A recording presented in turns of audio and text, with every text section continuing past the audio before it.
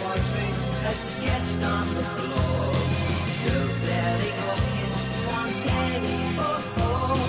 Soon there's a crowd at the caravan door of the concertina ballerina.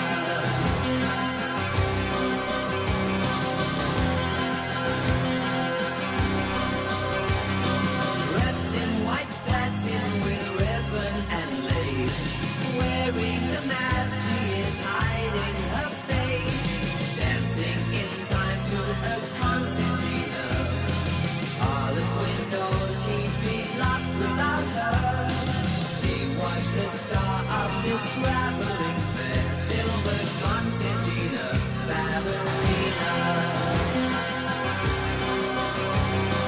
How can he tell her she stole his heart?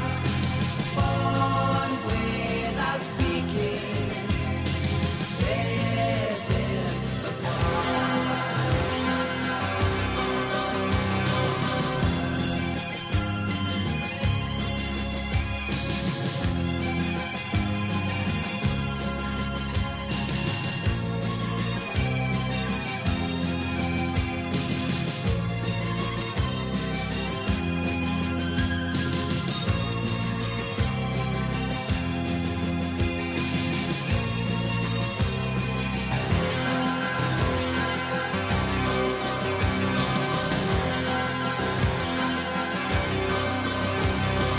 Hollywood dances alone on a stage.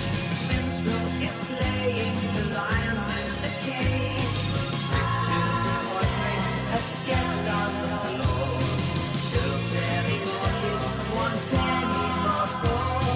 So there's a crowd at the caravan door of the concertina ballerina.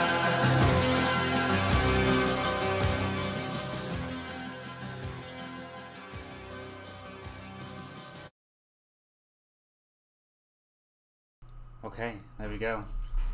That was a bit of Concertina Ballerina, a song by my dad Rob Fenner and my uncle Alan Fenner, that inspired Sam Fenner, which is me. Hello.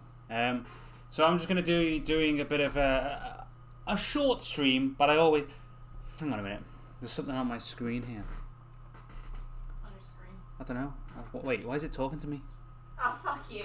Wait, what's that on my screen? Why? Oh, it's just you, Carmen. What are you doing there, you silly little thing? I'm here to vibe. That's Carmen. Some of you already... Oh, well, most of you probably already know her. Okay. I don't know. She was here when I bought the place. She came with it. I've been living here for 86. I got her in an Easter egg. Which is it? You say it was like A Christmas cracker, a Kinder egg, or an Easter egg. I don't know. Where did I come from? It's multiple choice. For those interested, we have these wonderful... Let's get a closer look at that. These new Lucy pins available. Carmen... Oh, fuck me. Carmen over there is the one that did the artwork. The link to purchase one of these is in the description below. They are wonderful. You can show your support to Miss Lacemaker by getting one of these. We only had 100 made, but given the fact that the first 100 sold out overnight, we've got another 100 available for pre-order. But they're almost gone too, so make sure you get them because they are going fast. Congratulations, Carmen, and congratulations to me as well. Okay, so yeah, so they'll be available in the description, so you can get one of those. They got like a nice little pin thing, high quality. You know, you can even they're a bit sharp, so you can just just sort of stab. You know, You can use them as a weapon.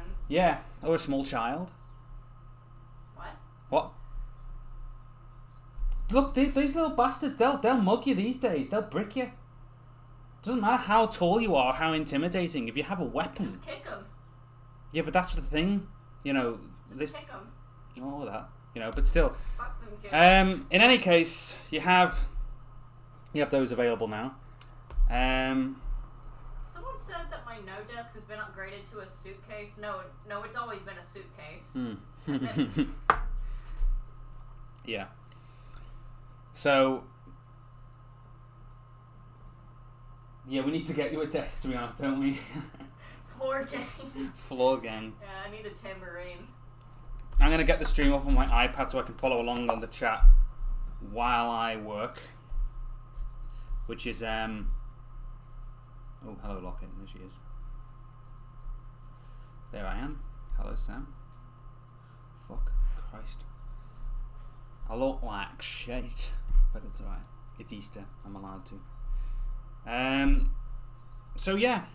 I'll be answering any questions. Super chats will pop up here, so I'll be able to see them. And this is generally what we're going to be working on. Let's see if this works. Boom, there she is. So here's Locket. She's just sort of on the floor at the moment in the starting pose. Yeah, me too. Her dress, well, her coat actually is simulated for this pose. It's not. This is just sort of a temporary arrangement I have. Just so I can animate her on the floor without the coat being like this, because that's not good. So yeah, so I've just sort of like given a basic sort of generatory pose. Tails are somewhat animated behind. I've already got that animation, which is a simple loop. It's just for the sake of ease while I'm working, so I know roughly what the tails are doing. But I'm going to clean that up later. Everything else has not been touched, so I'll go through roughly what I have here, so you guys can follow along. So in the layers, this is 2.7 by the way, and I say this every stream. I like to work in 2.7 but finish projects off in 2.8 because 2.7 is forwards compatible to 2.8, but 2.8 is not backwards compatible to 2.7, and 2.8 is fiddly. There are some things that do not work in 2.8 or 2.9. It crashes a lot when it renders. Sometimes in the node editor it will also crash. Some simulation things don't work. So I like to work. I feel like Blender 2.7 is generally more stable, though not nearly as advanced. It has pretty much most of what you can expect from 2.7 and 8, 2.8 and 9. And if you need those extra facilities, you can always save the file, take it to 2.8 and 9, apply those new facilities, and then finish off the project there. But if you need something in 2.7 but you've started in 2.8, you can't go back. You can't load up the file in 2.7. It's not backwards compatible. So logic dictates that I work in 2.7 until 2.8 and 9 have the facilities that I'm used to, which right now they don't. So we've got a very sort of interesting face rig, which we actually started on the last stream. So this allows Locket's mouth to move in pretty much every direction, also wobbling with the throat. We've got some nice lip control here. This can go pretty much anywhere, and some extra lip control here. Ooh. We've got her eyes. We've got some expression here. These are basic. I'll be adding to these as I go. I've already. Oh shit. Sorry, I forgot to she's down. I've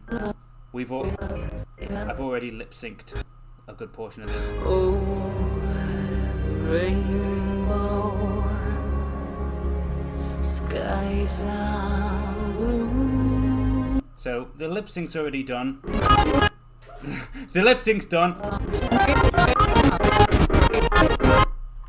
It's just a bit laggy because it's number one, I'm streaming, and number two, Locket's quite a complicated model.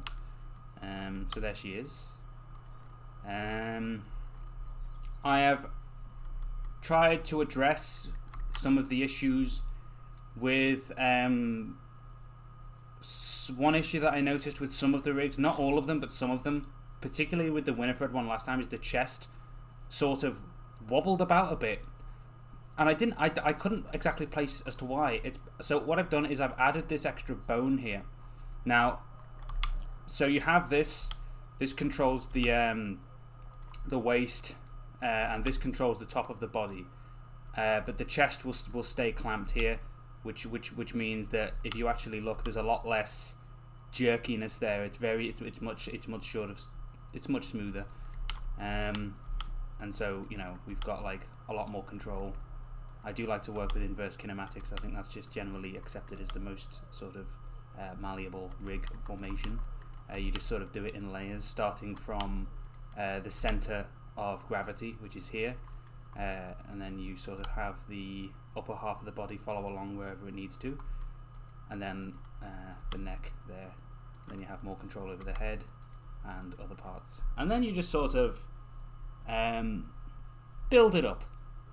So where have I got to here? Let me mark this up. So she's starting here, in this sort of, she's down on one knee, she's got her tail sort of going off behind her. That was just sort of a test render, but there's sort of like this light coming down on her to begin with, so that's where this animation is going to start, and if we're lucky, I'll get some stuff done. Maybe not too much, because animation is very slow. It takes quite a long time to get even the smallest things done, but I might as well give it a go. So yeah, I'm aware that there's already been a super chat here, but I was too busy rambling to actually notice it. So hang on a minute. Oh, it just says hi from Quebec. Just in Belmont. Oh yeah, is that Possum? Yeah, I did that for them. Oh, is that your artwork? Yeah. Oh, there you go. They commissioned me. There you go.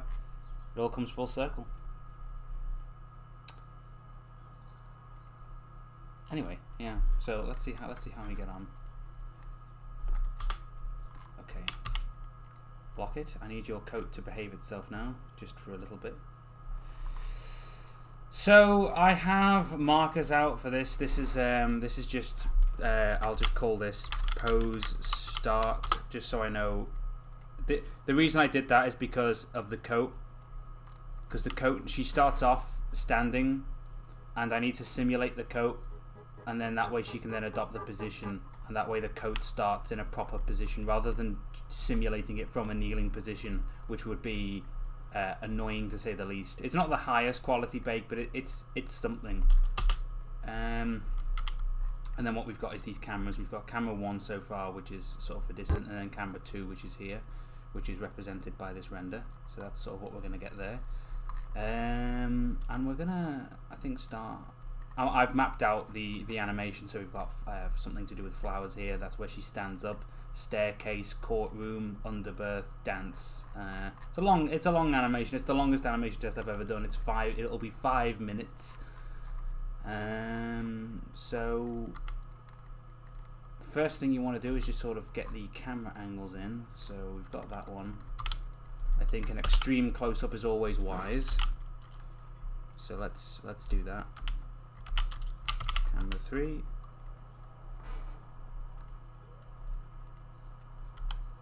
Yeah, there it is. And then hello Locket. Bring the focal length up a bit here. Now what this one can do actually is it could probably start with the horns and pan down to her face. But we'll leave it on the face for now, just so we know roughly where it's going to end up. This cube is basically a focusing cube, so wherever this cube is, the camera will focus. And since we want to focus on her face, I assume, we're going to parent that to her head, and we're going to put this, usually just sort of stick it on the right eye and focus there. That's usually a good place to sort of keep things pinned. Yeah. Okay, going on. We got Chocolary Pop. I wonder what inspired you to do the tail anatomy of Locket. It's really neat looking. I'm not sure specifically. It just sort of looks cool, I guess.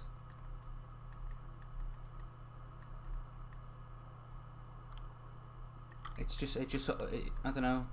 It just feels like because Locket has a lot of control over pretty much, you know, a lot of faculties of the world in which the story takes place. So having a large sprawling set of extremities seemed fitting, you know. So camera 1 can start off pretty far away. Move that light up.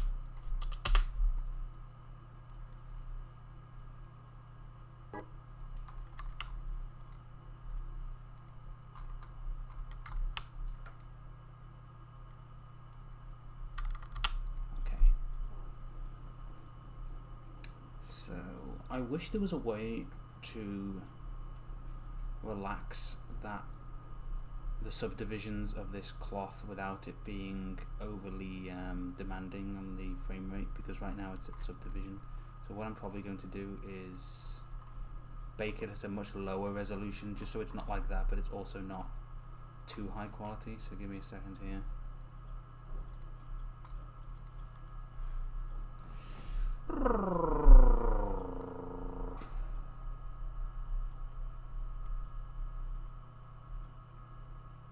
Oh, hang on. Got to turn the actual cloth on. There we go. That's better. Much better.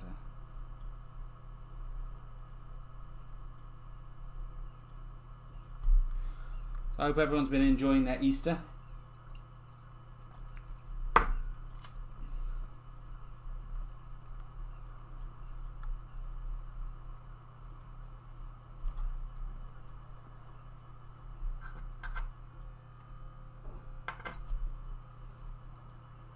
We got 2 Easter eggs downstairs, which is basically 2 mint chocolate. What do you think about mint chocolate, Carmen? What? Mint chocolate. Oh, it's really good. You think so? Yeah. Yeah. It's okay, I guess. It's not the best chocolate. The fuck you mean it's not? It's not the best chocolate. How is it the best? How's mint chocolate the best chocolate? It's really good. Yeah, maybe. Which mint chip ice cream is the best. Oh, fuck you, Carmen. It's the best ice cream. No. France and New Pants, of which of her offspring looks most like Freda? I suppose all of them do. Sombra, Winifred, and Locket all share sort of traits. I suppose Locket, because she has a few more eyes than the others, perhaps. That'll do. I mean, it's not the... Again, it's low, but it's at least we can get the frame rate to around 20, so we can work with it. I'm going to put my headphones in here so I can not have the audio double up. I like how our tails move there. Happy holidays. Thank you for what you... Hang on. Thank you for what you do, and hope you and Carmen have a wonderful day. Absolutely. We went out for a walk earlier, and it was very fun. We just sort of... We saw quite a few strange sights. I saw a cat. What, sorry? I saw a cat. It ran away from you, Carmen. I was upset. I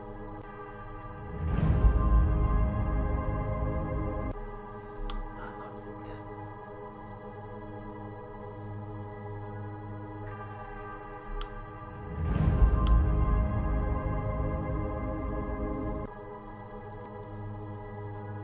Okay.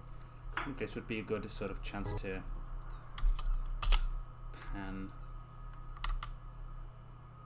the camera down.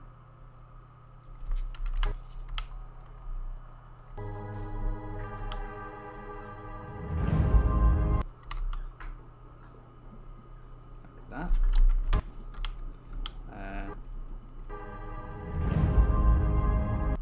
Maybe get a shot of her tails. Obviously we're supposed to be revealing the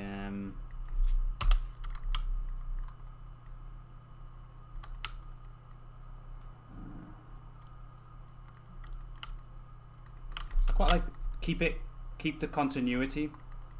So there's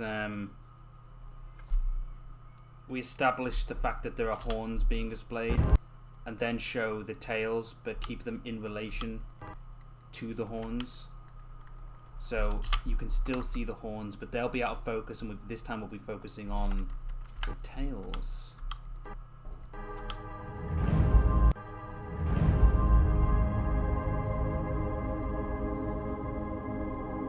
Okay, like that.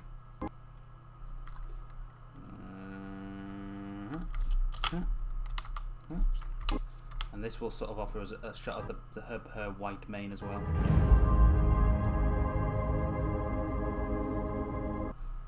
And then switch to back to camera 1, I think.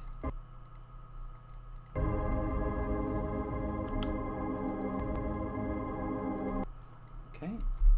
Now camera 1's here for now. It's not really going to be doing much, so we'll just stick a frame there.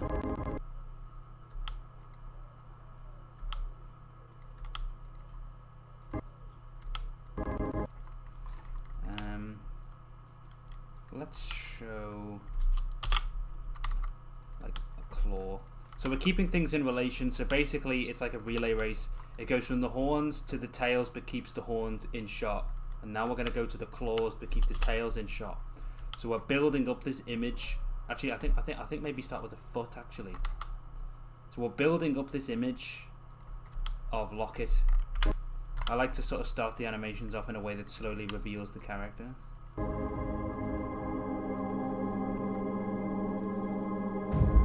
And then there's another boom there. Like that. Boom.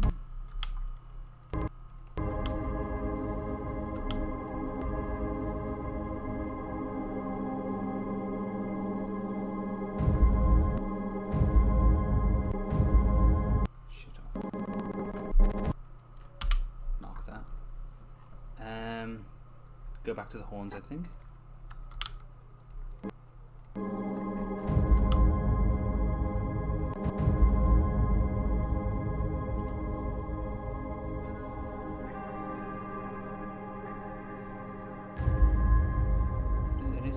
It's quite a long intro.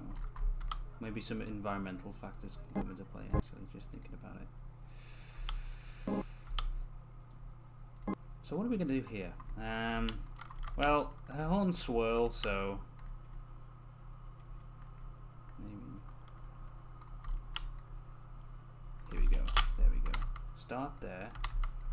This time we'll start here, and then establish that.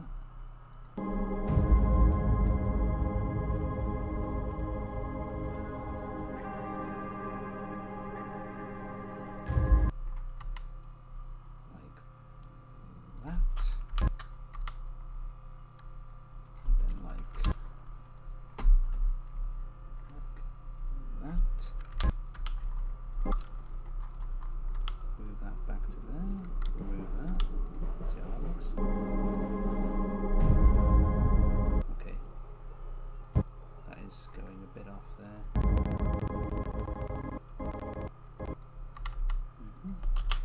Keep it first.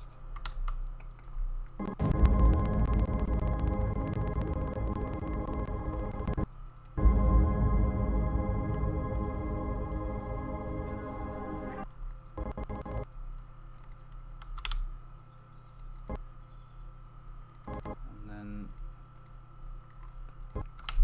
oh shit.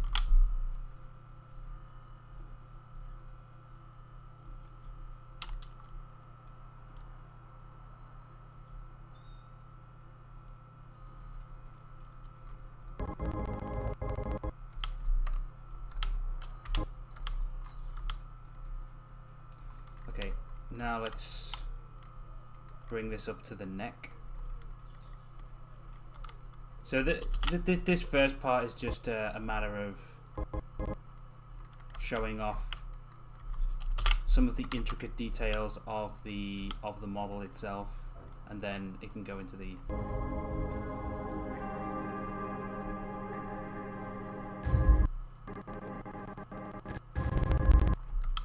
maybe just up to the mouth. In fact, what I think I'll do actually as well.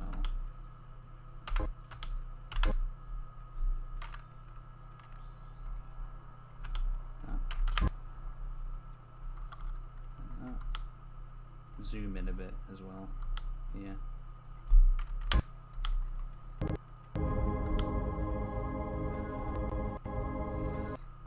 Do that. And that. Bring it up a bit.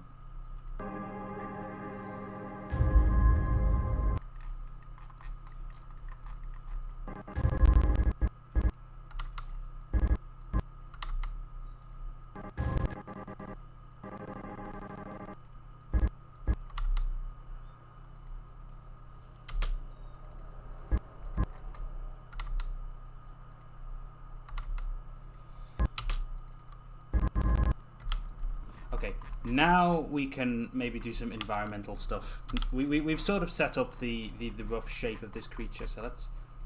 So this is... I don't know what this first shot's going to do. It'll probably be something else entirely, but...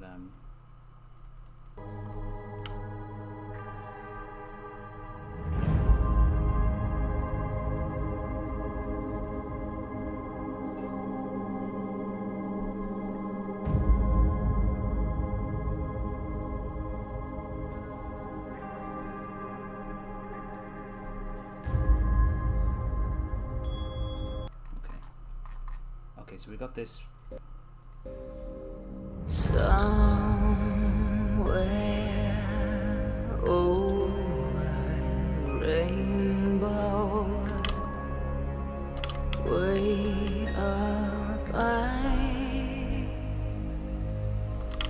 there's a man I heard of once in a lullaby. Somewhere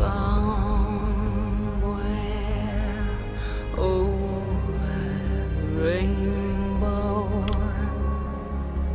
skies are blue,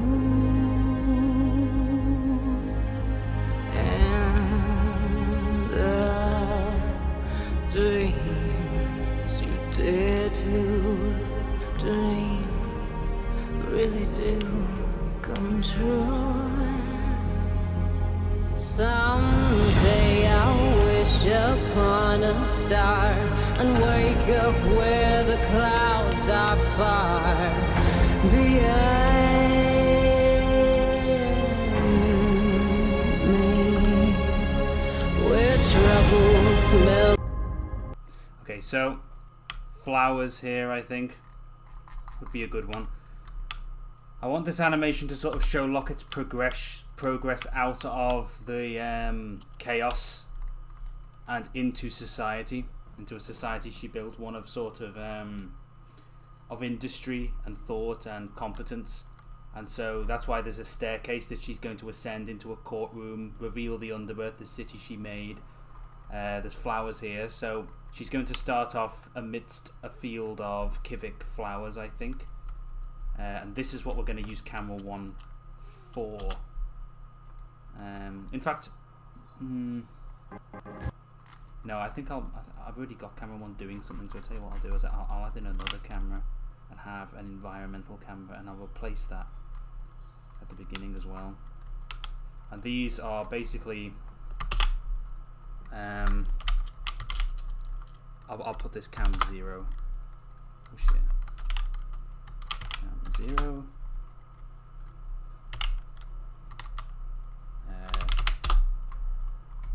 And what we want is we want Locket sort of over there, and we want something in the foreground, something in the background, something to show the field of flowers in which Locket is sort of vibing.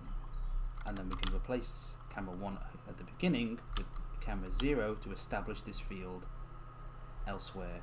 So all we're going to do is we're going to take the camera here, we're going to do this, and we're going to sort of get it from a different perspective. Maybe bring this one down a bit, this one up a bit, this one here. Bring in the focal length, and then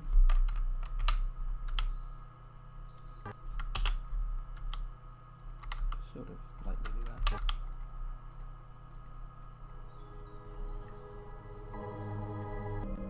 And that way, you can come back here.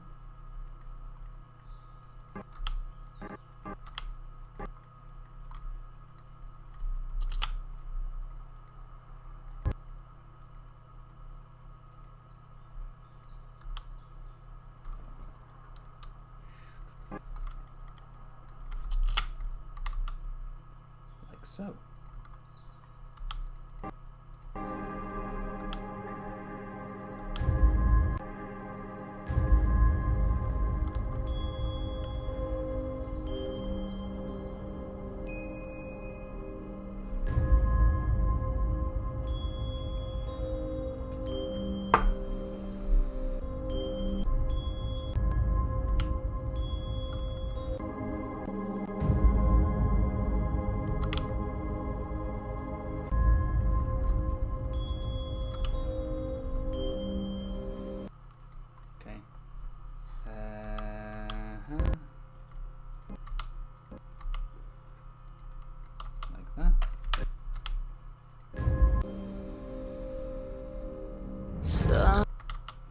this is finally going to come down to reveal her eyes. Like so.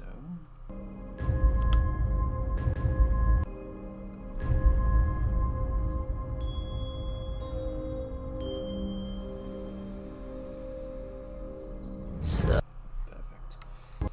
And then we can go to camera 1.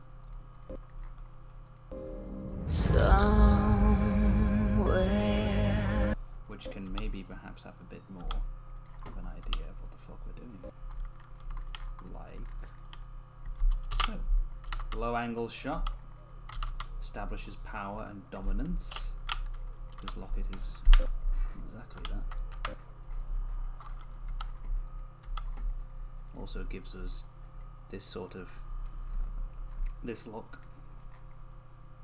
In fact, I think I will move more towards that because I fucking love that angle. Oh, hang on, we've got a thing here. Jazek, your content is always fun to watch, and I really want to support you. Thank you very much. Thank you very much. Jesus, €30. Thank you very much. Oh, that'll go towards the rendering of this very animation, no doubt. So, thank you. Perfectio. Somewhere.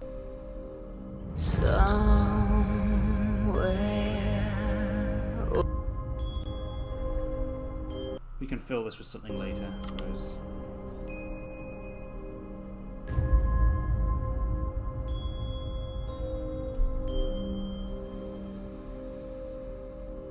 Somewhere over the rainbow. Okay, so mostly setup, of course. That's how this shit usually goes. You don't really get into the meat of animation until much later on. One thing that I think I will do, since the environment is pretty black anyway. Let's,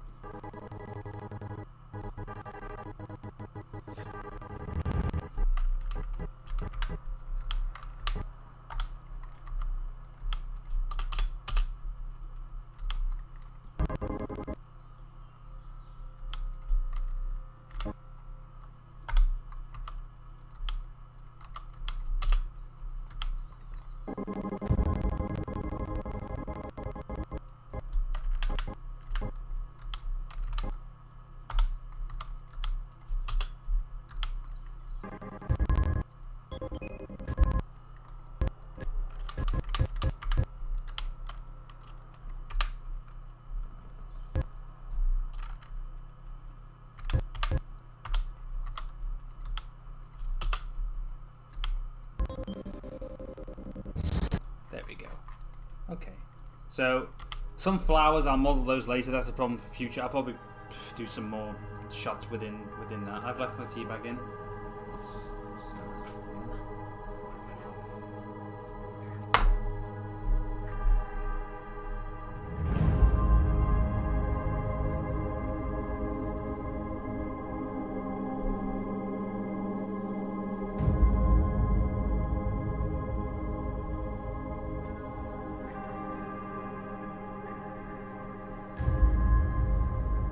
I'll fill this with a few more shots as well.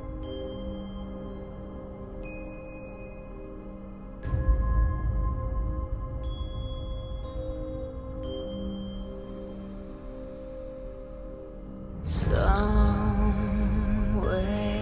And there we go. Okay, so now we've got a rough idea of what the fuck's going on. So now she can't just be static the whole fucking time. So let's figure out what we're doing in a little more specifically.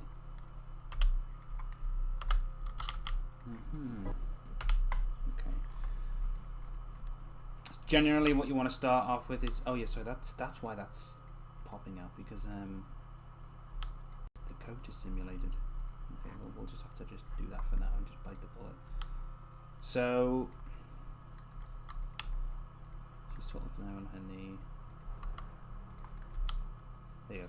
So do you see what this does? Basically, she's on her knee, so we're using the cursor to sort of dictate that as a pivot point. But this is her center of mass, so this will arch around the that sort of area like that, which makes it, you know, a lot more easy to control. And that's step one, I guess, is to animate this and then have this sort of follow, getting a bit of liquidity to it, and then last just sort of this, and that's how you get that sort of flow. Winifred had this weird thing with her chest where it would sort of like almost like snap into place. That's because these bones, when they're stretched a bit too far, see how they snap? But if you lock the chest here, it's a lot more sort of soft and squishy, so you can stretch it a lot more, and it's not gonna fucking create that effect. It's gonna be quite a lot easier to manage. So hopefully that will negate that. But that's what these animation tests are for. So we don't want too much movement, obviously. So let's just. I mean, we don't need any movement really for now because it's just her horns. So.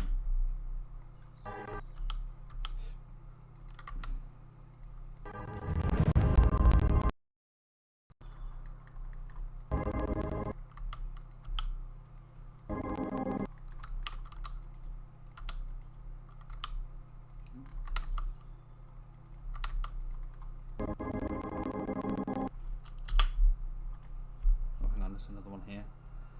Rachel Savage. That's a cool name. It's so savage. It's great, isn't it? Rachel fucking Savage. There, lad. Hey there. I hope you and Carmen are having a nice Easter. Just wanted to say that your work is absolutely wonderful and truly inspiring. Also, a small question: do you accept fan art of your characters? Yeah, I accept fan art. As long as you know the original design is credited to me, and no one's claiming that the design is theirs, then you can make costumes, artwork, fan songs, whatever you want. I'm not one of those people that gatekeeps his own stuff. I mean, the whole reason I do this is to hopefully inspire people to be creative, and so to do that would just be counterproductive to the whole fucking purpose of this exercise. You know, if you see something that I do and you think, oh, I want to do something based on that that's creative, yeah, do it. That's exactly why I do this. Is we got a bit more movement here, so like there, sort of up there.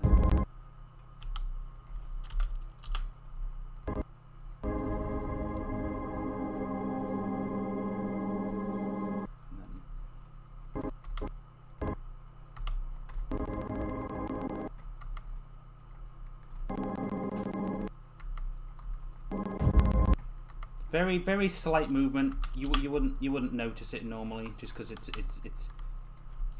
just sort of static animation. She's being very still, but there's some movement goes a long way, because it's the difference between looking still and looking just completely dormant and dead. So you just want some very slight, like up, down. Just to show that she's got some weight pressing down on that knee. And we'll do that. When we started that, you'll see here now with this one that covers the upper part of her body. As that goes down, this can follow, like so. Squish that down, like that.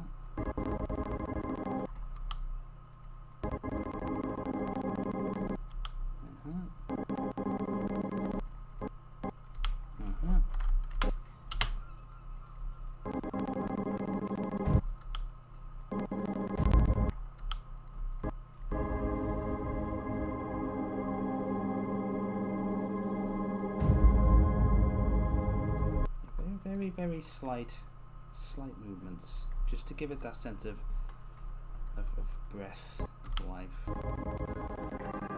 So the waist is going down, so the chest follows just behind.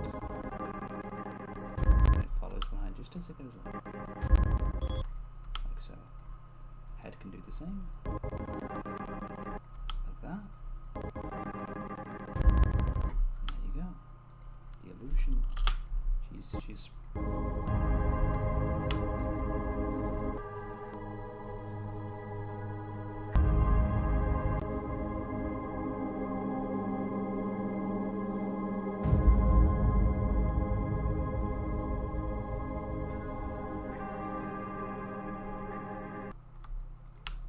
now, see here, now we can alter the camera angle because now we've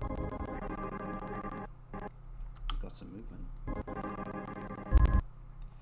And we want that to be supported by the head. So just a slight, like that.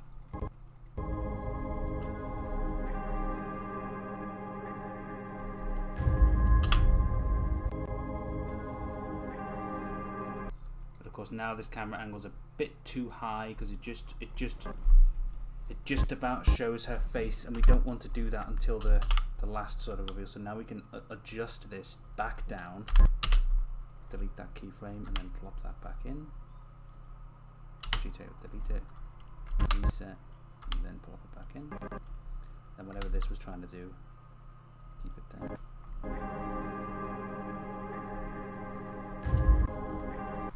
Bit too high, so just down a bit. There we go.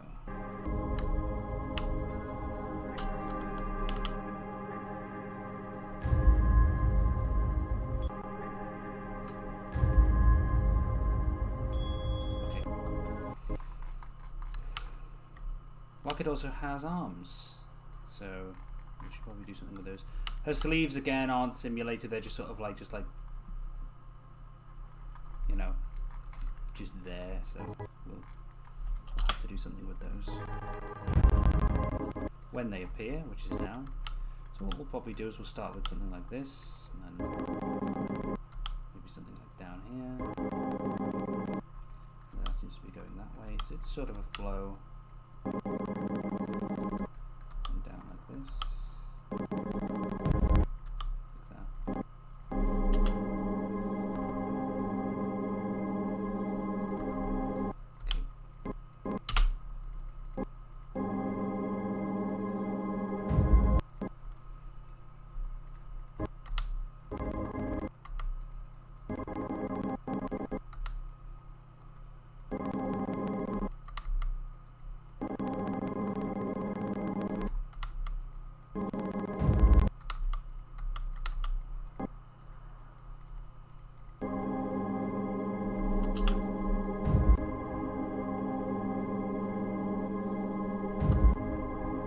And this one's sort of just off in the background, so just a bit less movement, just to show that she's. And of course, she's also got fingers, and this is a key.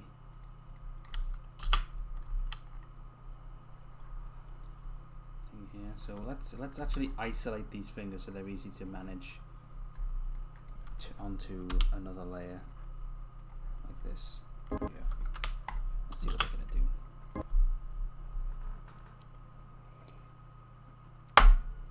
Hi fan, I love your work. Just had a question. Would you ever consider making the behind the scenes of videos of your animations like with the trial? If I ever filmed them, I just don't film them. I mean, I suppose it'd be okay. Like I said, it's just not something I film. I just sort of do it. So, but it's not something I'm against. It's just I just have to remember to keep track of that, which I'm terrible at because I just do things.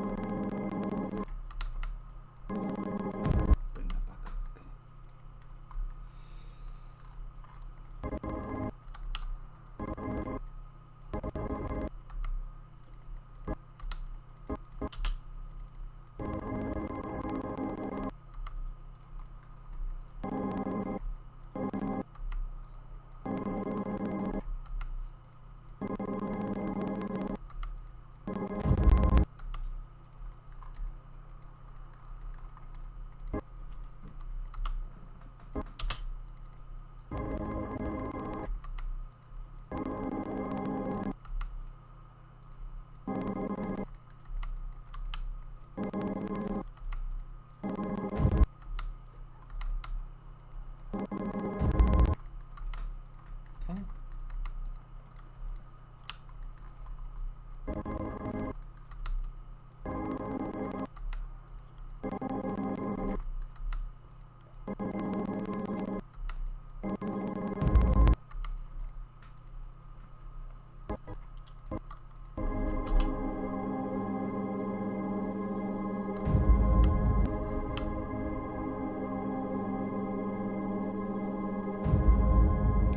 There you go. Now we're starting to get somewhere. Just a little bit of movement, not much. Nothing fucking insane.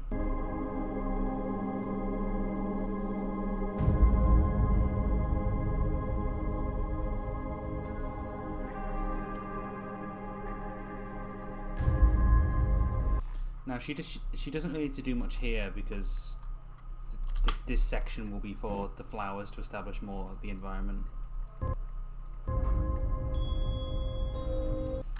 Maybe some motion here actually, since it's coming down to her head.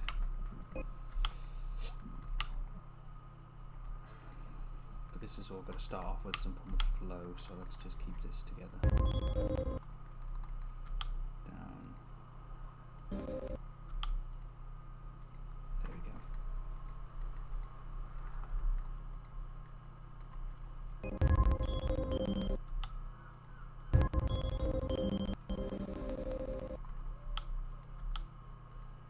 Somewhere.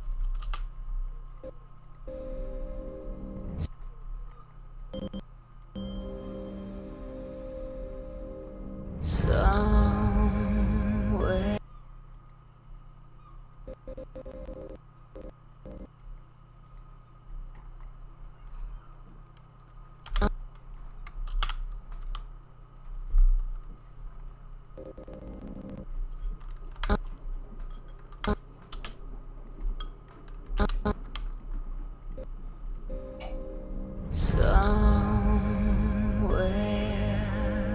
over the rainbow. Okay, so we don't want her to just do like immediately go into a breakdown, so we'll keep it sort of calm here for now.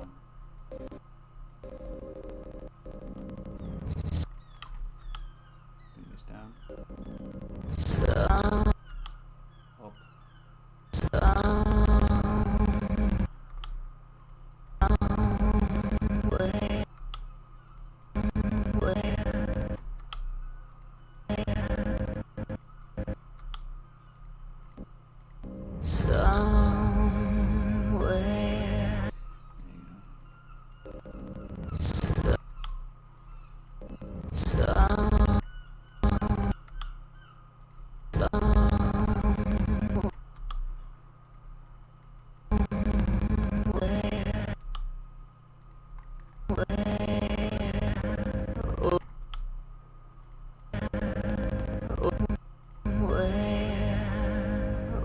Somewhere. That's definitely fixed the thing with Winifred, so it's not snapping anymore. With the chest, it's smooth. So.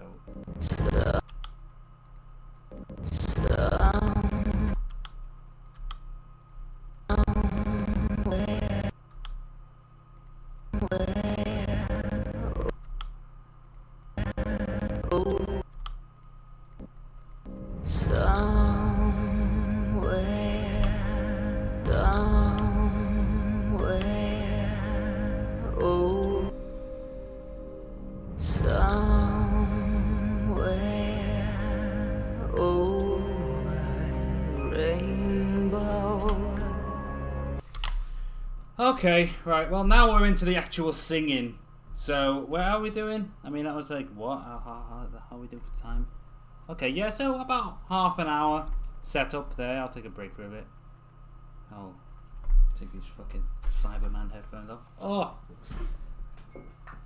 So there you go. It was just mostly getting the camera angles in, setting it up, figuring out what it is I want. Slowly revealing the model you know, the horns, the tails, the body, the you know, the fucking the neck, the environments. You know, we're gonna set up some field of flowers or some shit, and then into somewhere revealing Locket. The light comes down. Just to show you what I mean, like anyone who missed it there. Light sort of comes down, highlights her hair. She looks fucking stunning. She's like, whoa! Oh, look at her go. Yeah. This is blue for now, but that's going to be the field of flowers. She's in the darkness. She's revealed. She's looking up to some form of hopeful future. She's going to ascend some staircase, building up. Da-na-na-na-na, somewhere over the rainbow. You know, she's just going to be like, whoa! She's beautiful. Yeah. Look at her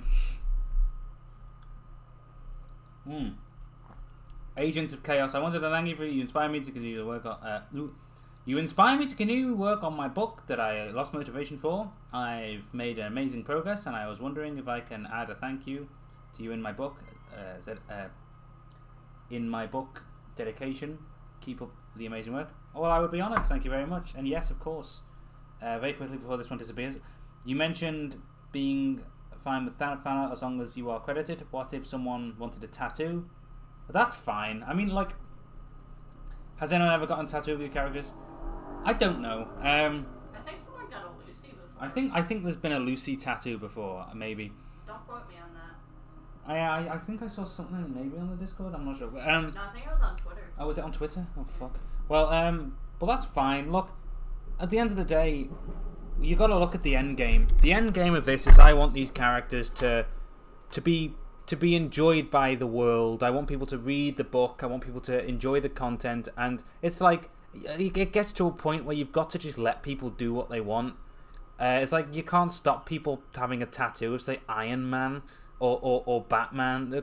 It's just people know what it is, and so yeah. I mean, it's you know, I assume you're gonna say, oh yeah, that's Lucy Lacemaker. You're not gonna get a tattoo of Lucy and not know what it is, are you? You know, like, what's that thing on your arm that you've burned into your skin with ink? I don't know. You know, you're gonna know. So again, it's whatever. People know. You know. I mean, normally people, they have to explain their own tattoos anyway. Yeah. Or I mean, some people, because I know my sister, like, she's got tattoos of lyrics on her chest or something, or on her back. I don't fucking remember, but she has to explain those. Yeah. I mean, that's fine. You just do whatever. People know at the end of the day, don't they? People know. If you want to draw something, dress up like something, do it.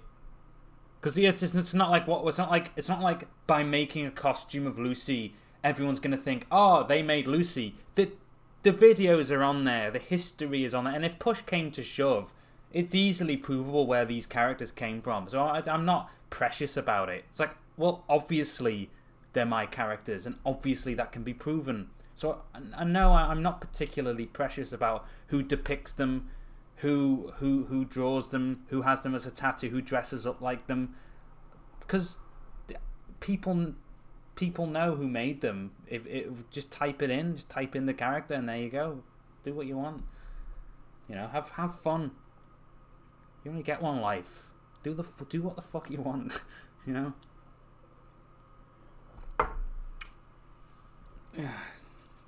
Speaking of which, just to bring these up again, in the description you'll see a link for Lucy Lacemaker pins. These are available now. The first 100 sold out overnight, so we've got another 100 in, and they're almost sold out, so make sure you get them. Very high quality. The artwork was done by this one over here, Carmen Jones. They're great for a weapon, you know, self-defense. And yeah, just a nice little item. There will be more characters. I love this one here. Homemade bungees, pee pee poo poo. Thank you. Spent like $3 to say that. That's Dedicated. respect, you know. Cryptic creature. I'm actually learning to rig at my school right now. As an animator, how do you manage to rig without feeling it in your eyeballs? I'm not sure. Well, I just sort of go like I'm still experimenting with rigs like myself, like the Locket rig is like an innovation of the Winifred rig, which is an innovation of the Lucy rig, which is an innovation of the Yeshua rig. And I think so far the best rigs that I've got is the Yeshua and Lucy rig. Sombra. I think Winifred, I tried something with trying to simulate some muscle, and I didn't clamp the chest in place, and so when the bones overextended, which they do all the time, it's quite normal. It's basically when the arm goes like that and it locks. Normally it's just natural for it to just stop, and that's why it looks natural on Yeshua and Lucy and Locket, and it doesn't lock. It doesn't look like there's any snapping motion. But with Winifred, I tried something a bit different, and I don't think it worked too well. It's really not that noticeable. You have to be looking for it. But there are some moments where her chest will sort of jerk a bit, and it's because I didn't have that bone that sort of locks that in place as I do with Locket and Yeshua. So I'm definitely going to keep that, because that fixes the problem definitely. Celia also had that lock in place because she has like sort of a lot more stuff to rig with around the chest with the chains and all that stuff. So yeah, I think I've pretty much solved that problem. Is that a bike race going on? Yeah, it's not good, man. Will we get a Heisenflay plush? Maybe. Oh, I might bring back plushies. Not a bad idea. They take 50 years though to actually get. Yeah, they take a long time to actually get made. I remember it was the first time that you had visited me in Alabama, and like you were still getting the Lucy plush ready, and that whole thing, it didn't like actually become a reality. It took almost a year. Yeah, I mean, you came in March, and it wasn't until like December that they were actually produced. Yeah, they take a while. They take a while. But maybe I'll just get some smaller like heads, you know, like a little Lucy, a Lucy lace make a head keychain Quinn as well. People will cry at Quinn. Yeah. They see him and they just kind of go, baby. Yeah. But right now, oh shit, what the fuck's going on there? But yeah. But yeah, right now there's those. So if anyone wants a Lucy Lace Maker pin, you can pop in the description and get them if there's any left, which I think there are. I think there's how many left? I think there's about just over 50. Just over 50? How many? Yeah, just over 50 left. Okay. So, there's only about 50 of these left. So, pick them up. And we'll be restocking them, obviously, after a certain amount of time.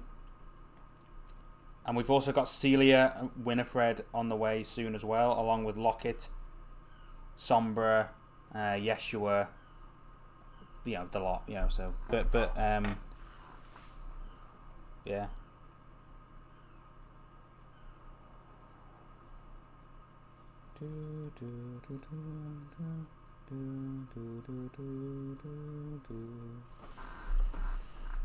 Right, well, I mean, that's a nice sort of into the...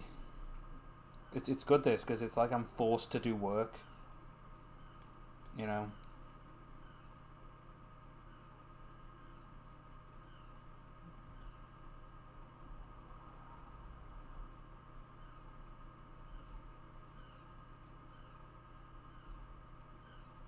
Those seagulls?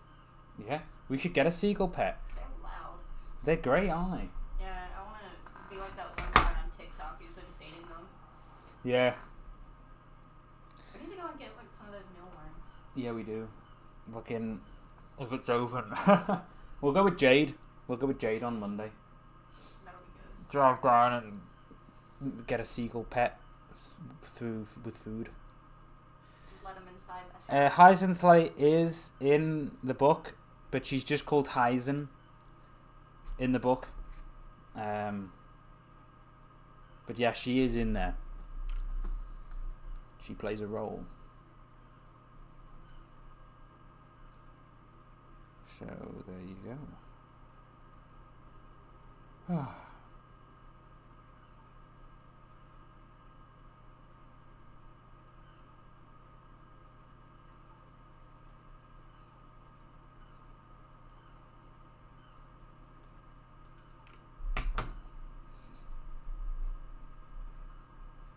The book isn't out yet.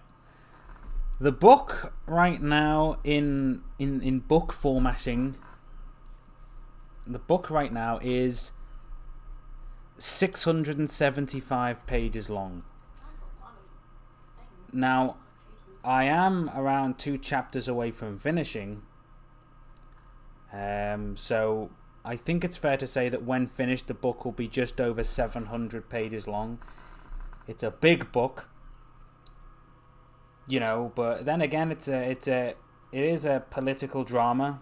It was originally supposed to be about 300 pages, but when you're writing a story about politics, where a lot of the plot points are based around an economy that you have to set up and intricate character choices that affect the story from beginning to end, you need time for that. You really need time. And the book just sort of became this sort of sprawling, I don't know, story of this otherworldly system, which has a lot to say about our systems, because it is made for people. Obviously, it's meant for the consumption of the human race, so there are references to human culture, but done in a very, I think, quite articulate way, given the fact that it translates human systems into these sci-fi systems, which operate largely the same, but in a very entertaining and in a very absorbable way. So just by osmosis, in a way, while reading the August View, you're being acquainted with actual, real life things, like the free market, fucking economics, macro and micro, culture, the difference between equality of opportunity and equality of outcome, the discussions about several things, and I think it's quite. I think the book does quite a good job of painting very complex things in the human world as very entertaining things in the fictional world, and that's the goal, really, to make these things fun and cool, and to make people maybe even aspire to go into these fields. Because I think one of the great tragedies of fiction right now is painting politicians, the political sort of landscape, as this toxic waste, which it kind of is, but it shouldn't be. This toxic waste dump where only villains end up. If you look at almost any film, the villain is always the old, dusty, fucking browbeaten politician that doesn't understand, and that makes people despise the trade, and that makes so anyone who might possibly become a great thinker, great philosopher, great leader is deterred through childhood stories telling them that these positions are occupied by the evil and the corrupt. I don't like that. So I'm trying to maybe put my own spin on it and say, well, maybe if we took control of this stuff, maybe if we actually harnessed politics and understood these systems and pulled back the curtain of complexity and controversy, we could actually do something pretty good with it. Because politics is a tool, and it isn't,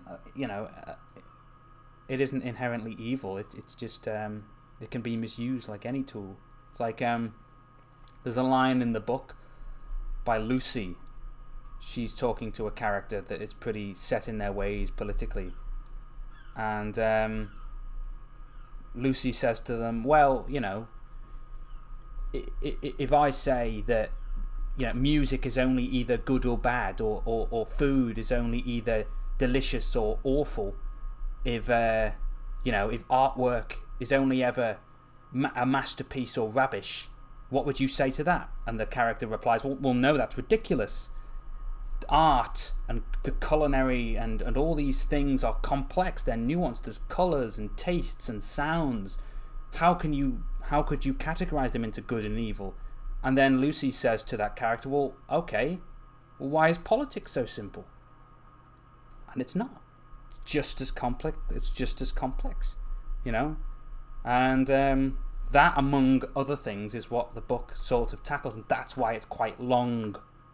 That's why it's quite a read, because you can't cover this shit in a short sort of book.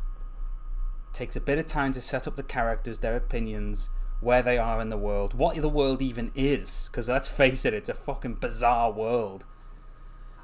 And I think by the end, people will perhaps enjoy it. Hopefully, we're doing a read through right now. It's once a week with me and a few friends, and it's fun. You know, we're getting through it. Yeah, I enjoyed it. Yeah. So. But it is a political drama. It's not an action adventure. It's not, you know, this thing. I mean, there's action in it. There's some adventure in it. There's a lot of stuff in it. But it is, at its core, at its heart, it is a sci-fi political drama. It's a drama. It's about people, characters, their opinions, their philosophies, where they stand. You know, it's about that. It's not about we've got to stop the bad guy before he blows up the world. It's more so about, okay, this is a very fucking complicated situation. How did we get into this situation, number one, and how do we solve it? You know, and for that you need I think a longer book. You know. Oh yeah, that's Carmen in the back. Eh. Hi, Carmen. Hi, Sam. Hello. Hi. Would you like a slice of chocolate orange? Not really. Why not? Are you trying to insult me? No. I've had too many sweets today. I'm gonna have to cut off my foot. It's feeling tingly. How many different character POVs are there? Quite a few. Let's think.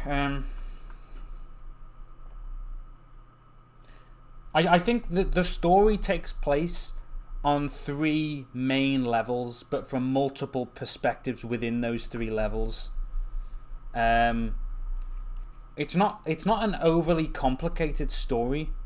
It's not contrived or like, oh shit, and then you know, it's not like, it's all largely focused on the same narrative. It's just there's loads of different moving parts from loads of different perspectives, and I think they all sort of intertwine and come together at the end in a very satisfying way.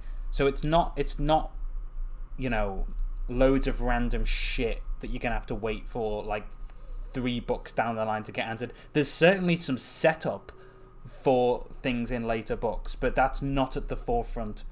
It's in the periphery. I prefer it that way. I don't like it when stories, you know, throw this fucking big mystery in your face and they're like, oh, what's this? What does it mean? It's like, are you going to answer the question anytime soon? Is it relevant? Well, it's not relevant.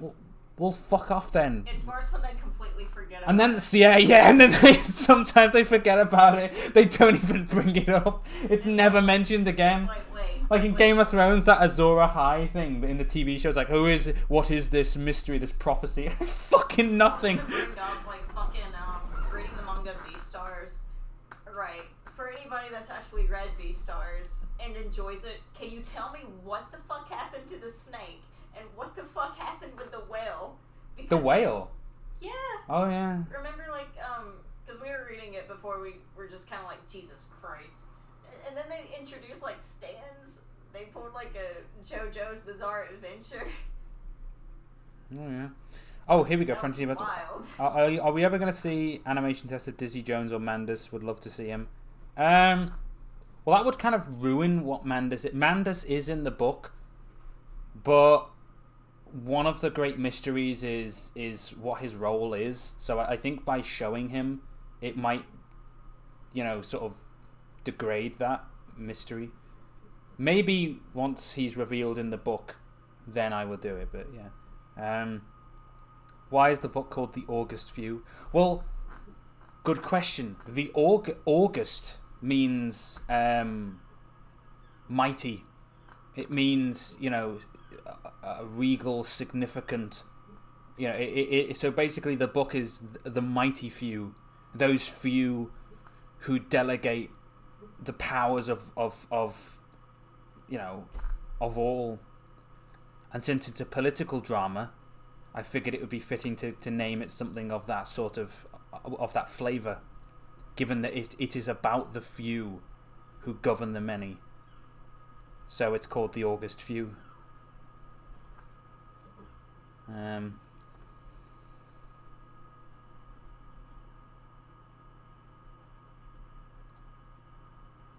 Oh yeah, there's Kerouacian music and theatre. In fact, that's quite a large portion of the book. Yeshua and his circus, and there's one of the largest chapters in the whole book. It's actually 3 chapters. Takes place at a gala, and it's just all at this great gathering, and it's I think the whole actual that portion of the book is close to about 40,000 words. It's like a mini novel in itself. This great grand gala where a vast amount of the characters are in attendance, and there's quite a lot going on, and these plot threads are beginning to become tighter and tighter, and it's like, oh shit. So there's quite a lot in the way of performance and the theatrical and the creative, because it's not just a political story. It's an economic story, and part of the economical story is what sells, and theatre and dance and art and invention. These all sell. Who would win, Ludwig or Locket? Locket would eviscerate Ludwig. The book version of Ludwig, he's a foul pussy. Well, yeah, he's kind of like a bit meek. He's a fowler, which means he hasn't matured yet. He's very young. He's only 5 foot. Whereas Locket is this fucking whole. She's the fucking prime figure of their city. So it's like there's no competition. In fact, so.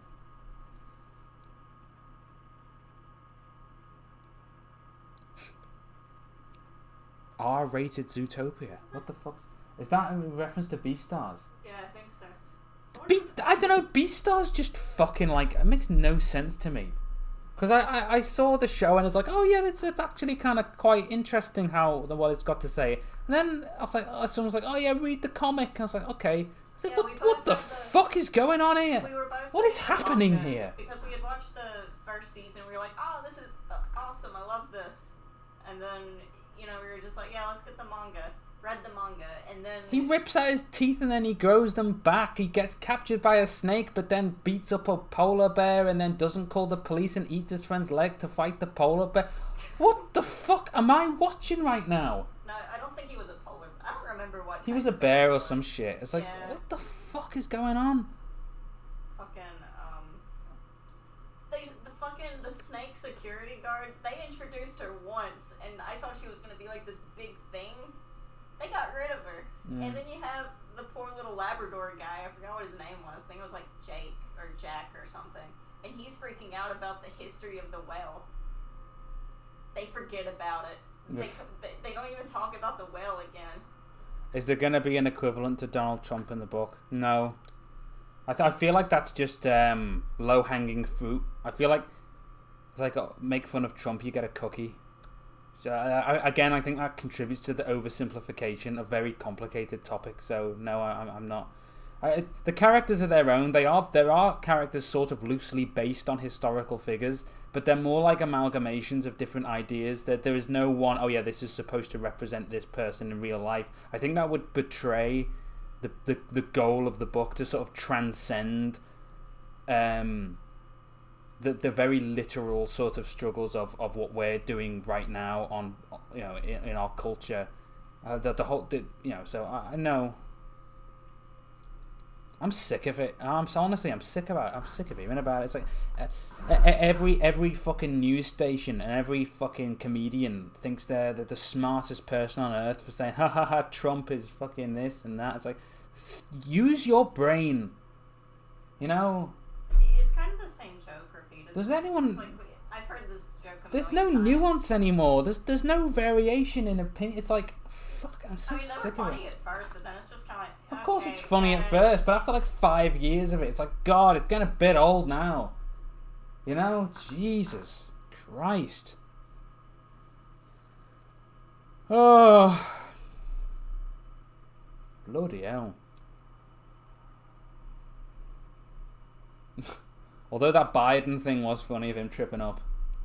That was fun. Some of the memes from that. Well, at least there's a new... I do like the memes that come out of it. As long Yeah, as you've they're got to switch clever. up your targets now and again, you know? As long as the memes are clever, that's fine. As long as they're funny, I don't give a shit who they're making fun of. I think it's good and healthy to make mockeries of things. That's what I think that's what we do best.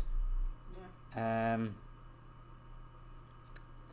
Oh, you'll hear about Trump again. Don't worry. Trump's not going anywhere. I think he was gonna make like his own news station or something. Yeah, Trump TV. That's gonna be something. But Boy, oh boy. there was this, I don't know, this fucking mass hysteria around Trump, which I mean it's remarkable, both for and against him. Just like both, it was fucking bizarre to watch. It's like you have an opinion on one thing, and then all of a sudden your opinions on everything is decided. So it's like, you know, you could say, oh well, I want a wage rise, and so immediately you're a communist. It's like, well, okay. And then you could say, okay, well, I want tighter border control, and then immediately you're a Nazi. It's like, all right, that's this toxic, shitty, imbecilic political landscape we now live in. I can't win with any of my family members. No, it's impossible. It's just impossible to have a dialogue. And how the fuck are we supposed to do anything without a dialogue? Because basically, see, like, my dad's side is more... Well, some of the older relatives are more right-leaning, but you have left-leaning ones. But anything that I say, like... If I say anything like, oh, well, we do need to, you know, keep control of our border, stuff like that, that's important. Then it's like, well, now you're a Nazi. It's like, well, no. No. But if I Do they know what that word means? Do they know what a If Nazi I is? talk about, like, universal health care, bringing, you know, stuff like the NHS over, then they're like, well, you're a fucking commie. I'm like, So you're a Nazi and a commie? That's great. yeah. I'm Wow. a fucking walking oxymoron. Yeah, the way the world in which we live now is basically like, you're either a Nazi or you're a commie Marxist, and there is no in between. You cannot be pro women's rights and pro strong borders.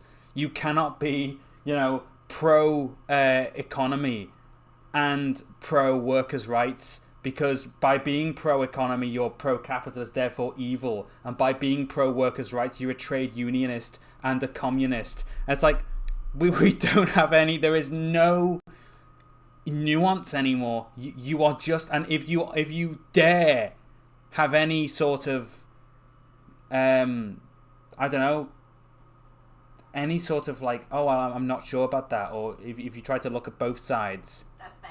Don't you're do that. you're against us, you know, you're a fence sitter, you're a, you know, it's like centrist scum. It's like, no, it's just in order to figure out what the fuck we're gonna do, you've got to genuinely consider everything. It's the only logical, intelligent way of life.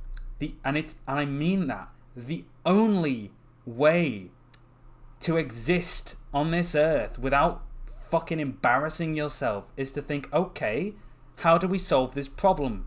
Let's figure it out. The moment you say, well, I've got all the answers because I'm on this side of the political spectrum, congratulations, you're a fucking idiot. Because your team doesn't have the answers to everything, and neither does the other team. But maybe, just fucking maybe, if we all put our heads together, we can find some form of cohesive solution that doesn't result in the extinction of all discussion and the rights to fucking exist. Oh, here we go. War Machine 109. I was recently introduced to your world by a friend. I'm really into it. Love episode 12, Southside City with Dizzy Jones. I got a real fright from that one. Can't wait to buy your book when it releases. Thank you very much. But again, it's like, oh, you know, fucking let me just show you how ridiculous we are. The Zack Snyder's Justice League film that just came out, which is about, you know, a man dressed as a bat, you know, a fucking Amazonian warrior, a hammerhead shark monster trying to blow up the world with fucking boxes. And people are like fucking oh yeah, but on this hand, it's a complicated thing, yeah, but Zack Snyder and this thing and yeah, well that's not my point. And it's like, oh yeah, but it's art and it's different perspectives and all this stuff. Okay, so what you're saying is this film about a man dressed like a bat and all this other stuff, that's all complicated and nuanced and down to perspective. But this thing about actual real world politics, about the shit going on in the Middle East, about border control, about economy, about capitalism and socialism, about, you know, world trade, that's all simple, is it? That can all just be categorized into two parts. Fuck you. You are fucking insane. You're broken if you think that. There's no way. You know, the fucking Godzilla vs King Kong argument has more nuance than actual world politics. It's like, oh well, who would win, Godzilla or King Kong? Well, it depends on this, it depends on that. Okay, Godzilla would kick King Kong's ass. Yeah. Well, you know, it depends. It depends on this. It depends on that. Oh yeah, we'll see. On the one hand, Godzilla can do this. On the one hand, King Kong. Okay, so what do we do about Brexit? About trade? What about America? What about Joe Biden? What about all this stuff? What about the? Oh no! You're wrong. You're evil. No. If you're on that side, you're evil. You're wrong. No, that's just. So you're telling me that the discussion about giant lizard and monkey is more nuanced and intelligent than the discussion of actual world events? Fuck you. Fuck you. These things are fucking. They are complicated, and yes, we need to talk about them, because otherwise, we're fucked. We're completely fucked. If you try and outlaw or ban just the discussion, what are you doing? Oh my god. Madness. Fucking madness. And yeah, so that's why I wanted to write this book, partially. Not just to tell a good story or to paint the picture of an interesting world or have fun, which largely it is, but also to show that, you know, that the world's complicated, and you know what, that's a good thing. You know? It is a good thing. This autonomous fucking Twitter sphere in which we now live, where, oh no, I don't talk about politics. I block everyone who thinks this. I block everyone who has a different opinion to me. Okay, how the fuck are you ever gonna learn? And again, it's a both sides thing. How the fuck do you know if a bucket holds water unless you pour water in the fucking bucket? You don't.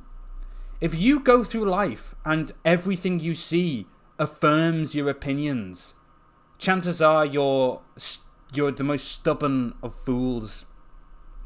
Because that's not how it should be. You should go through life constantly challenging your opinions. Am I wrong? Am I wrong? Am I wrong? Every day. Really trying to disprove yourself. That's the scientific method. You should be looking for every fucking opportunity to prove yourself wrong. And only when you've tested your ideas to the limit and they still hold strong, that's how you know you're onto something. The moment you start shutting out any potential challenge, the chances are is your opinions are probably very brittle, and if you moor yourself shallowly, you'll just get fucking wrecked by the storm. Obviously, stuff like this doesn't apply to basic human rights. Of course not. But the thing is, there are some people that would. But we're not talking about that, are we? I know that, but some people would say that even saying that, they'll bring up like basic human rights. It's like, well, no, of fucking course we mean give people basic human rights. It would be ludicrous to suggest otherwise. You know, but the thing is, how do you give people human rights without the discussion? You know what I mean? Yeah, you gotta have the discussion. You've got to. I mean, women's rights didn't come about just like that. There was a heated debate. There was, and very rightly, outcry and protest and hey, fuck you, and that's good. That's how you get things done. Now imagine if we weren't allowed to actually discuss that, to actually have that conversation. You've got to be able to fucking challenge things and mock things and, you know, bring things to the forefront and shit like that. That's the only way. So I wouldn't be able to show my ankle. Yeah, I know. How dare you show your ankle? Yeah. Bad motivations. Lots of political polarization is due to the effort to market politics, which requires simplification and, yeah, definitely commodification. Turning parties into brands. Absolutely. Tribalism. Let me tell you something about all of us. Because we are tribal. We are the brilliant ape. We are, primates, and we have evolved this tendency to stick into packs, and anything foreign and outside the pack is deemed as a threat, right? And so we are trained, hardwired to reject things that are alien to us and foreign. And just look at history. Look at the fucking bloodbaths. This is so apparent. And it doesn't matter where in the world you go to. It's the same story.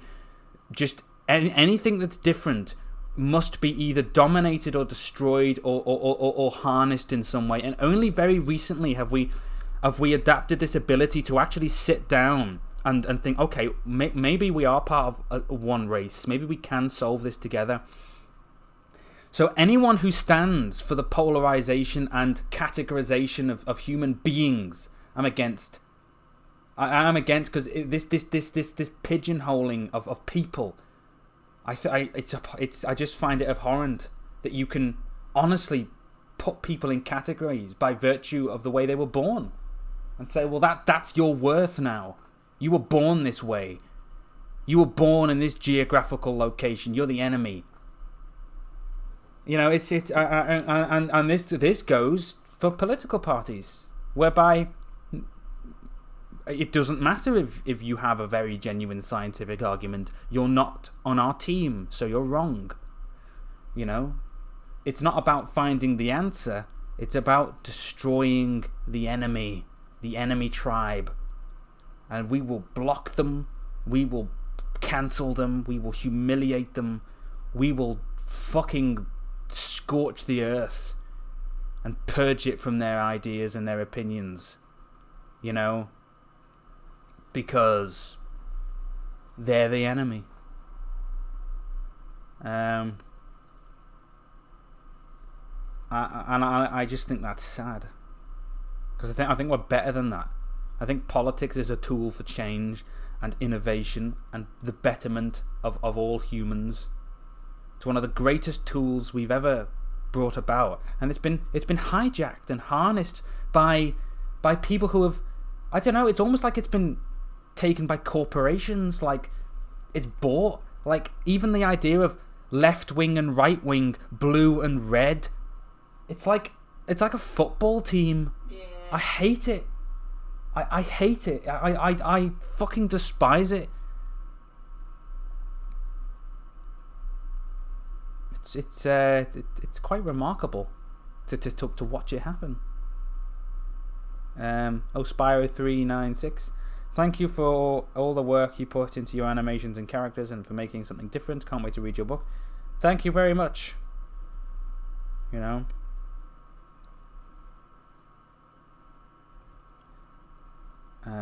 Draco again. What inspired the designs of your characters? Also, I really admire you for tackling complicated, important topic. Love your work, and I hope you're doing well. Very well, thank you. Like I said, it's not like a big obvious. It's like, you know, it is a sci-fi book. It is fun, you know. But yeah, I think it's important to I think it's important to distinguish I don't know, the solution from the enemy. Oh. And the oversimplification of politics just hurts to watch. Just in my brain, I can't fathom how people can think just holistically in one direction. You know, you could ask someone now what their opinion is on one topic, and once they answer, you probably know, you could probably take a good guess as to their opinions on everything, because it's not about thinking with spontaneity anymore. It's about pulling the line, being an, you know, this soldier. But we're fucking better than that, you know.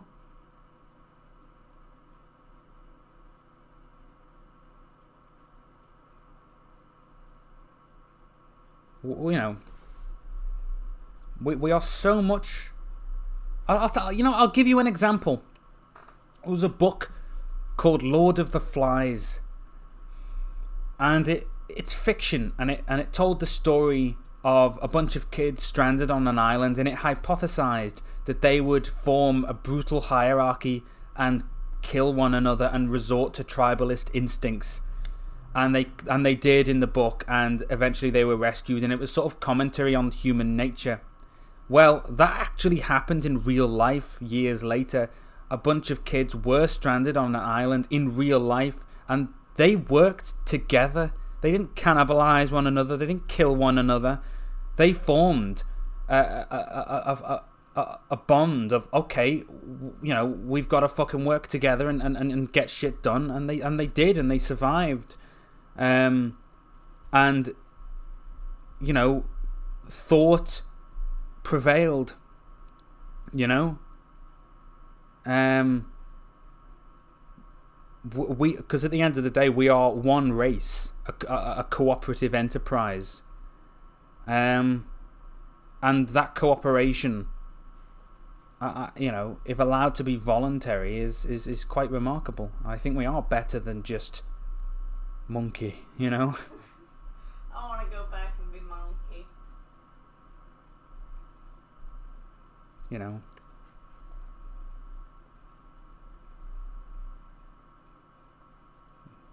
Yeah.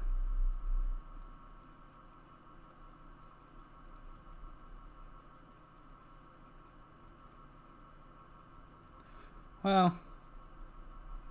Yeah, so basically, this whole rant concludes with monkey. That's it. No, that is it. We are monkey. Well, actually, we're ape. Yeah. Jesus. I'm gonna become that know-it-all kid from Polar Express. That's gonna be me. I'm gonna get the glasses and the little yellow coat or whatever it is that he wears and everything. I'll be so cool. Yeah, no, I'm just sort of fucking, I don't know. It's fun to talk about this stuff. I'll never get bored of the discussion.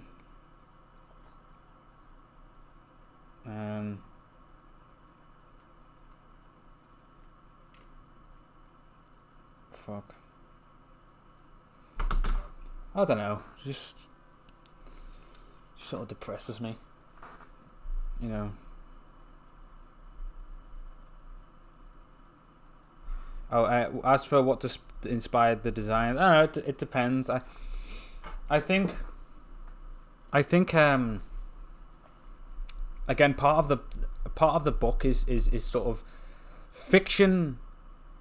Isn't a window to another world. It's a mirror, and it's sort of like a pool or a funhouse mirror, and it distorts and exaggerates parts of us, and you know they can be scary or funny, but definitely valuable. And one concept that I recently discovered that I was quite in tune with was the sort of the battle within us all between the clown and the priest, because the clown was made as a mockery to the priest, so one that worships at the altar of depravity as the priest does the one of his god. And so we are split in half. We have two hemispheres of the brain.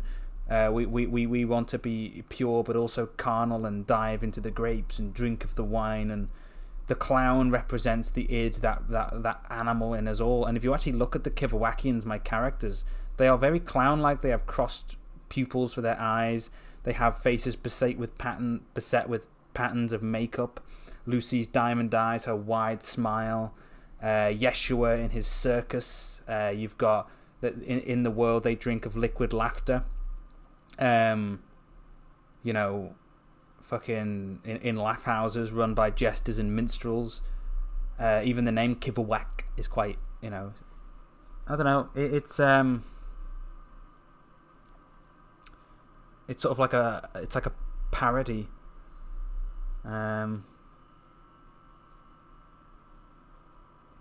So I think that is quite a large driving force behind the world of the book. The fact that it is this sort of animalistic clown parody of humans. So, I mean, there's that. I wouldn't say a circus theme in it's just it's I don't know. There's an undercurrent. There's an aura of that, of mockery, of parody about it. I would say there's that clownish flavor to it, which isn't domineering by any means. It's not about clowns, but there definitely is that, I don't know, that little hint of, as I said, flavor to it. Oof.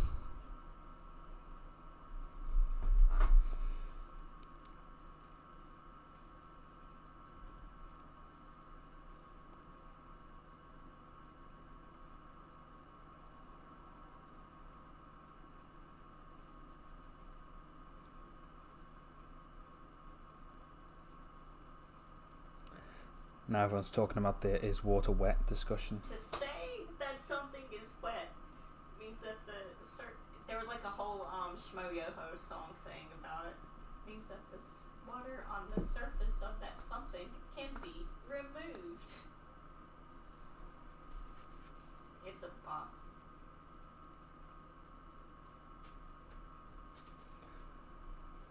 Oh God.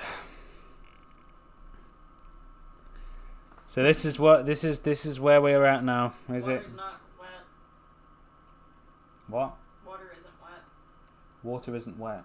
Nope. What do you guys think?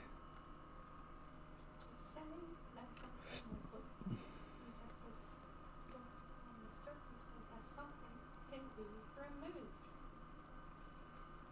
I don't know. Saying water's wet sort of sounds like saying that fire is on fire. I don't know. Ignore this ad. I thought that was the thing that makes things wet.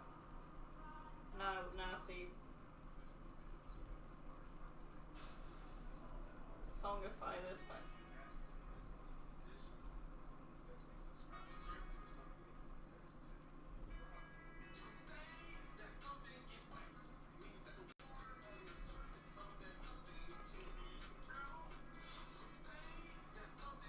Well, no, fire is an element like water. So if something's on fire, it means it's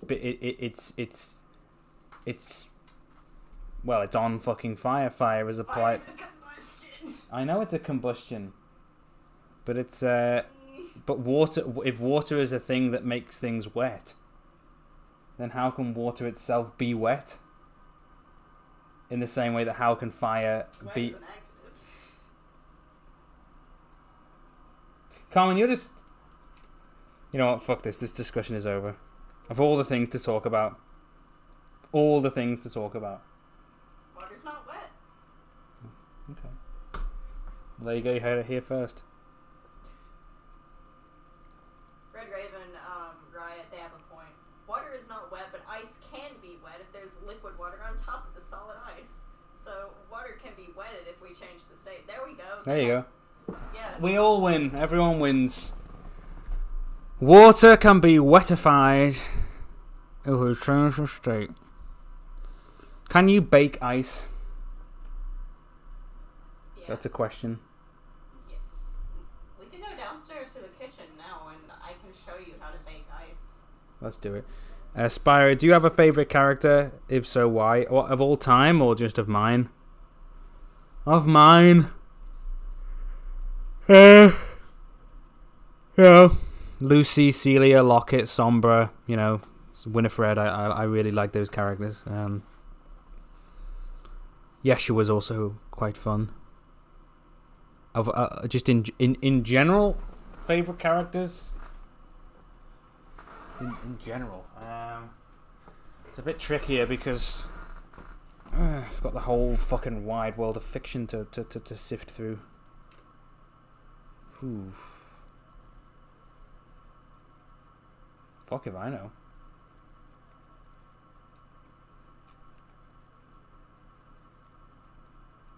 I like Weasel from Animals of Farthingwood. Weasel.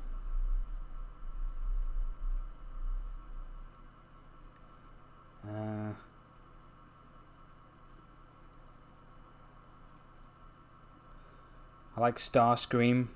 Growing up, I think Starscream from Transformers was like regularly on top of the list.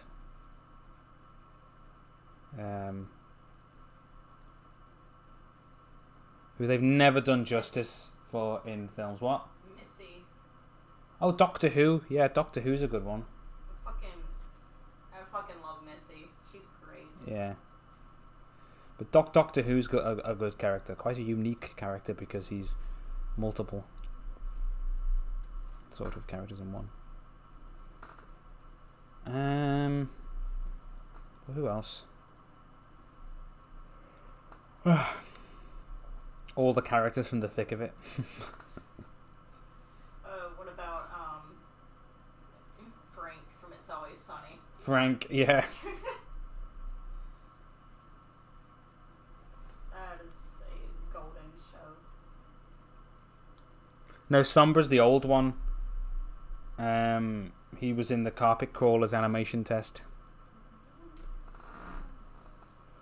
It's a color.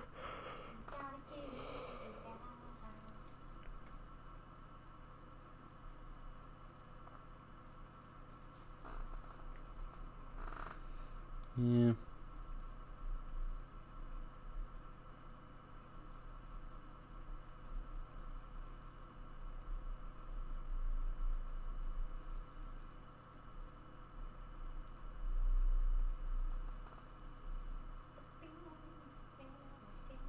Celia's role is in the book is quite substantial. In fact, she has two of the longest chapters in the book dedicated to her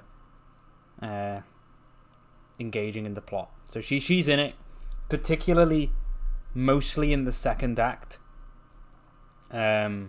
She's in it quite a lot. Yeah. Quite substantially.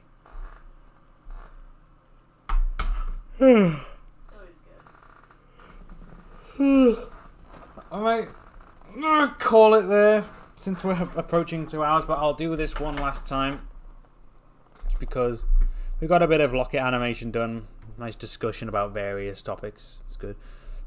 Lucy pins, last chance. Very good quality. Link is in the description. Link is in the description.